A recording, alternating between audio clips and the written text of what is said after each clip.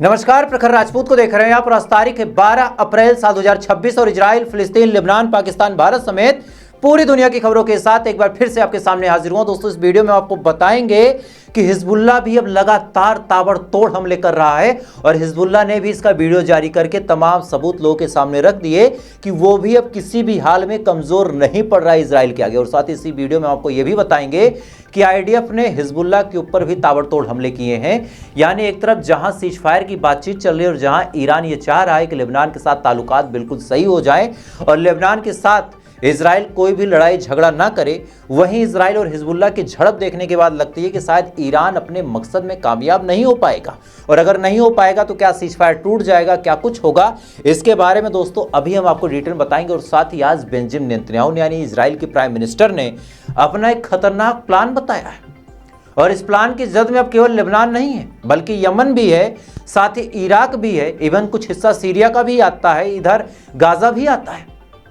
क्या कुछ कहा है वो भी अभी आपको डिटेल बताऊंगा। और साथ ही जो न्यूक्लियर का मामला है, उस न्यूक्लियर के मामले को लेकर भी बेंजामिन नेतन्याहू ने एक बयान दिया और इस बयान में क्या कुछ कहा वो भी मैं आपको सुनवाऊंगा। और साथ ही भारत से भी जुड़ी कुछ ऐसी खबरें निकल के सामने आई जिसको भी मैं आपको डिटेल बताऊंगा। यानी यकीन मानिए दोस्तों, एक ही वीडियो में पूरे मिडिल ईस्ट की वो तमाम बड़ी खबरें जिन खबरों को देखने के लिए आपको अलग अलग चैनलों पे जाना पड़ता, अलग अलग चैनलों पे आप अपने घंटों के हिसाब से समय को व्यर्थ करते, लेकिन यहां पे केवल 20 मिनट के अंदर आपको वो बड़ी खबरें पता चलेंगी जो आपके लिए जानना बिल्कुल जरूरी भी है और वो खबरें आपके लिए बनी भी हैं। तो बिना किसी देरी के चैनल पे आप नए हैं तो सब्सक्राइब जरूर कर लीजिएगा। और साथ ही कमेंट में आप इस वीडियो को कहां से देख रहे हैं मुझे जरूर बताइएगा कमेंट करके।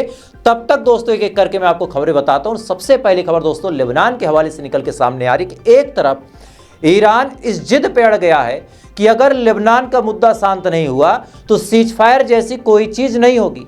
पाकिस्तान ने रिक्वेस्ट की, इधर चाइना ने रिक्वेस्ट की, इधर रशिया ने रिक्वेस्ट की, इधर कतर ने, तुर्की ने, बहरीन ने, ओमान ने, सऊदी ने, दुबई ने, सबने इनडायरेक्टली ईरान से रिक्वेस्ट की कि आप लेबनान के मुद्दे को थोड़ा सा भूल जाएं, 2 मिनट के लिए साइड रख दें, एक बार बातचीत करें, बातचीत में कोई हल निकलता है तो निकाल दें। हम सबके गले की हड्डी बंधी हुई है, क्योंकि जाहिर सी बात है स्टेट ऑफ आर्म्स खुलेगा नहीं तो ऐसे हाल में व्यापार होगा नहीं, और व्यापार होगा नहीं तो जिनको डॉलर कमाने की, मलाई खाने की आदत है, उनके पास पैसा आएगा नहीं तो वो सब व्याकुल हैं। लेकिन इधर तो ईरान जिद पे है कि लेबनान के साथ सीज फायर हो, लेकिन लेबनान और इजराइल के बीच जो कुछ चल रहा है दोस्तों, उसको देखने के बाद इतना सा भी नहीं लगता कि इजराइल सीज फायर करना चाहता है। आज इजराइल के प्राइम मिनिस्टर बेंजामिन नेतन्याहू बाकायदा एक डिजिटल बोर्ड के सामने खड़े होते हैं और उन्होंने बताया कि ईरान कितना खतरनाक है। पहले तो ये बताया और ये भी बताया कि ईरान का वजूद में होना और ईरान में जो भी रेजिम चल रही है, इस्लामिक रेजिम, उसका वजूद में होना पूरे इजराइल और पूरे मिडिल ईस्ट समेत पूरी दुनिया के लिए कितना बड़ा खतरा है। ये बात इन्होंने जब समझाई तब इन्होंने समझाना शुरू किया कि खामनेई ने 4-5 जगहों पर अपनी प्रॉक्सीज बैठाए हैं।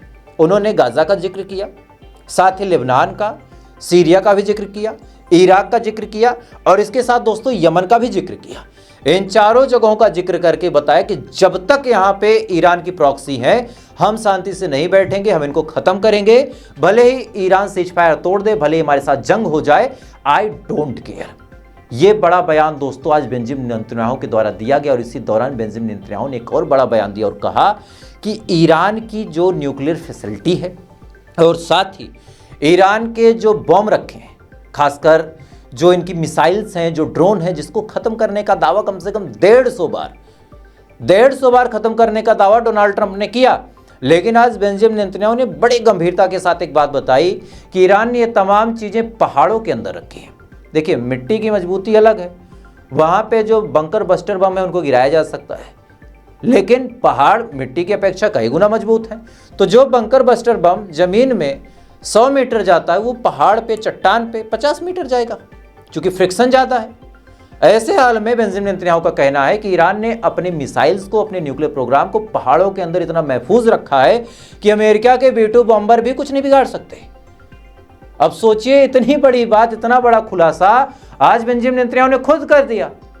वहीं डोनाल्ड ट्रंप रोज चीखम चिल्ली मचा रहा था कि भाई साहब हम तो जीत गए, हमने तबाह कर दिया, हमने बर्बाद कर दिया, हमने ये कर दिया, वो कर दिया। वहीं आज इतना बड़ा खुलासा खुद बेंजामिन नेतन्याहू ने कर दिया। इधर दोस्तों लेबनान और इजराइल के बीच जंग लगातार भड़क रही है। पिछले 24 घंटों की बात आपको बताऊं तो 24 घंटे के अंदर एक जगह लगती है नवाती, यहां पे इंटेंस लेवल के हमले हुए हैं। मैं चाहूंगा कि उसका वीडियो देखें आप।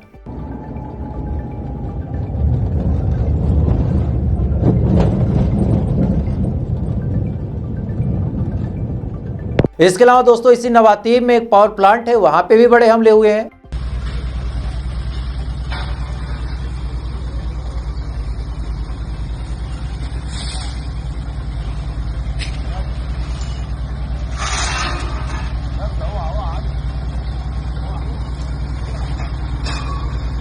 इसके अलावा अब दोस्तों आईडीएफ यानी इजरायली डिफेंस फोर्स ने एक वीडियो जारी किया है, जिस वीडियो में आईडीएफ ये दिखा रहा है कि किस हिसाब से कम 180 से ज्यादा ठिकानों पे 3 इलाकों में 180 से ज्यादा ठिकानों पे आईडीएफ ने बम बरसाए हैं और इसमें 100 से ज्यादा लोगों की मौत हुई है, ऐसा दावा खुद आईडीएफ करता है। इसी बीच दोस्तों आज आईडीएफ ने एक और वीडियो रिलीज किया, जिसमें आईडीएफ ने दिखाया कि किस हिसाब से आईडीएफ लेबनान के अंदर ऑपरेट कर रही है और इस ऑपरेशन के दौरान लेबनान के अंदर कई सारे खतरनाक हथियार हिजबुल्लाह के उसने पकड़े। और मैं चाहूंगा कि एग्जैक्ट वीडियो आप देखें।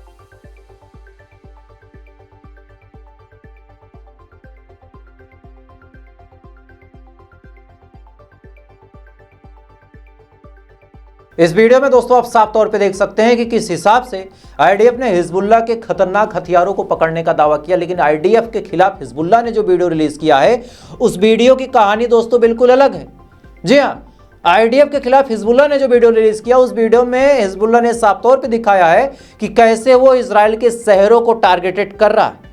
मतलब किस हिसाब से रॉकेट लॉन्च किए जा रहे हैं, किस हिसाब से उनको लोड किया जा रहा है, किस हिसाब से क्या कुछ किया जा रहा है, ये तमाम चीज, जी हाँ एग्जैक्टली बोल रहा हूं, ये तमाम चीज दिखाई है हिजबुल्लाह ने। और मैं चाहूंगा कि एग्जैक्ट वीडियो आप देखें, चूंकि ताकि कोई भी पक्षपात का आरोप मेरे ऊपर ना लगे कि तुम इजराइल वाला ऐसे दिखाते हो, हिजबुल्लाह वाला वैसे दिखाते हो। नो नो नो, सारा ट्रांसपेरेंट तरीके से आप देखें और देखें वीडियो।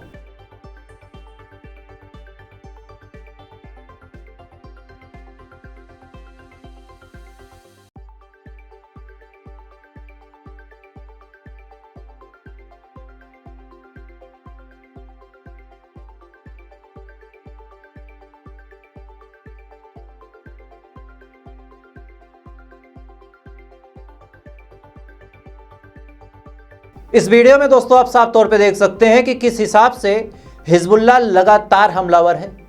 बहुत सारे लोग ये कह रहे हैं कि यार हिजबुल्लाह कुछ नहीं कर रहा, भाई साहब कर रहा है।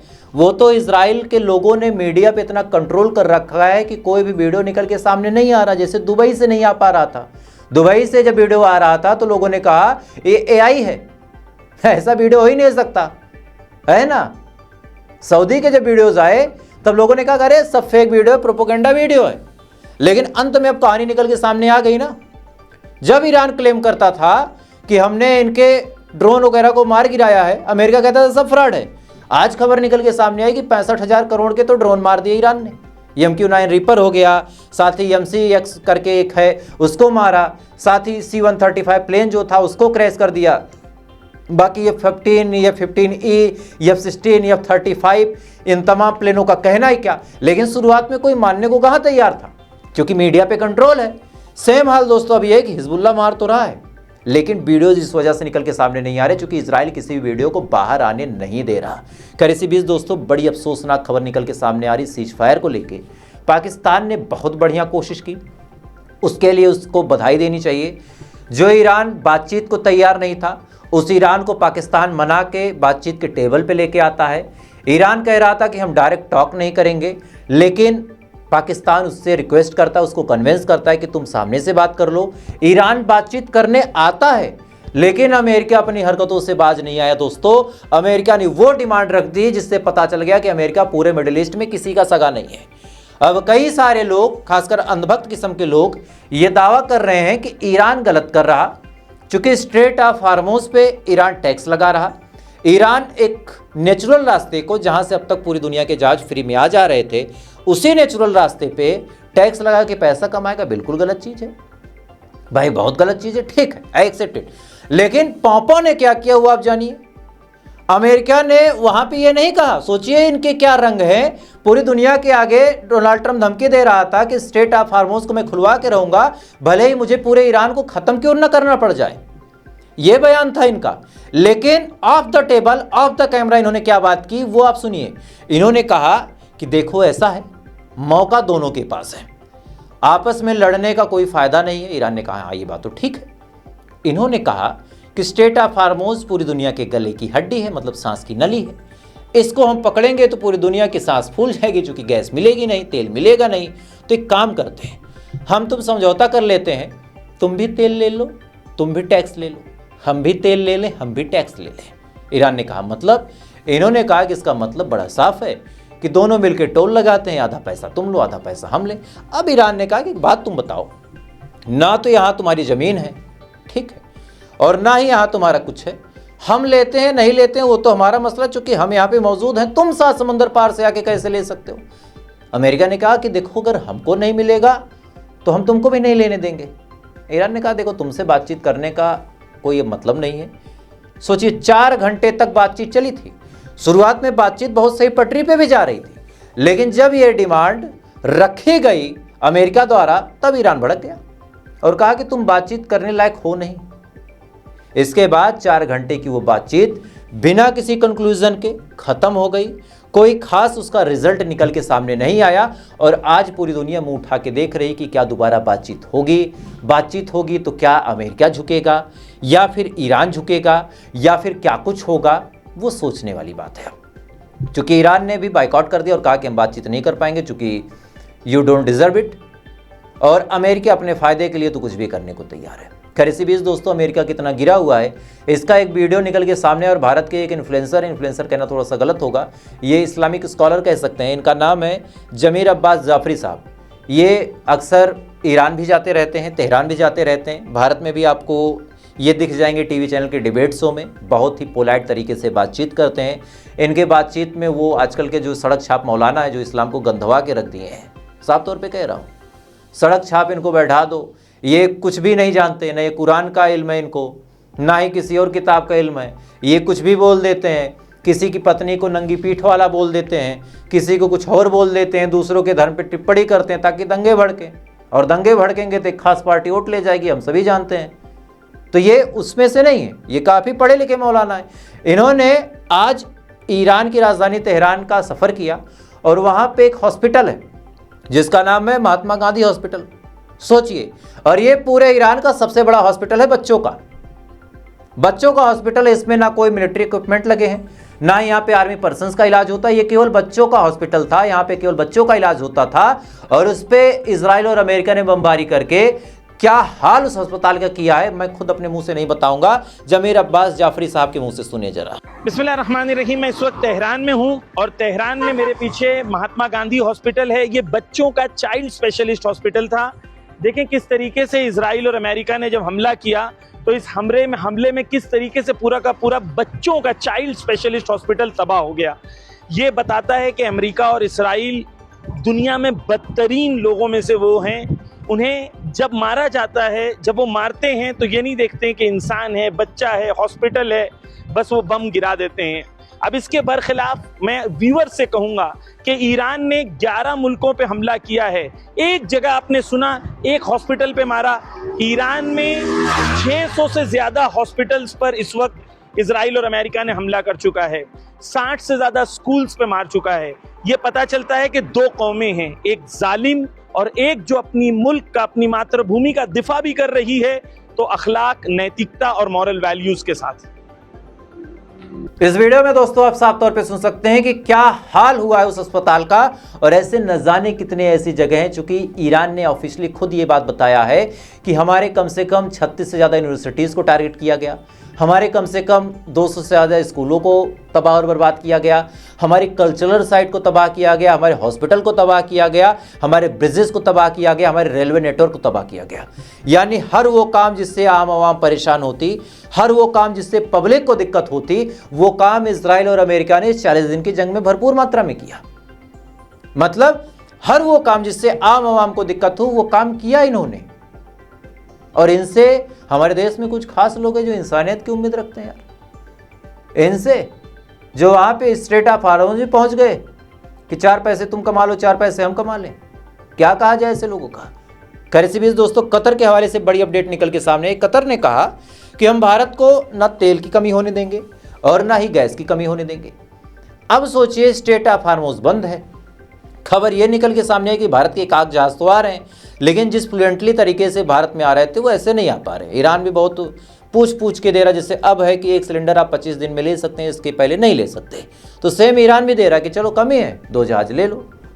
कतर ने कहा कि हम कमी होने नहीं देंगे। अब कतर ये जरूरत कैसे पूरी करेगा, ये मेरी समझ में नहीं आता। और ये अपने बड़बोलेपन के चक्कर में अक्सर सामने वाले की भी लंका लगा देते हैं। क्या जरूरत है भाई तुमको बोलने की तुम पूरी कर दोगी ये वो। ईरान अच्छा खासा नाराज फूफा है। मतलब एक सांड अगर पगला जाए तो उसको हरा चारा देके शांत किया जाता है, ना कि लाल कपड़ा दिखा के। तो ईरान पागल सांड है इस समय, उसको लाल कपड़ा मत दिखाओ, दिक्कत में आ जाओगे, समझा रहा हूं। खैर मेरी कहां सुनोगे, जब तक समझ गए ना। 2-4 जब गिरती हैं तो 4-6 दिन ये लोग सही रहते हैं, बाकी फिर इनका मेरा मन डोले मेरा तन डोले। खैर क्या कहा जाए। खैर तो फिलहाल दोस्तों अभी के लिए बस इतना ही। बाकी थोड़ी देर बाद आपसे फिर मुलाकात होगी ऐसी किसी खबर के साथ। तब तक आप अच्छे रहें, खुश रहें, अपना ख्याल रखें, अपने देश का ख्याल रखें। जय हिंद। ऊपर वाला आपकी हिफाजत।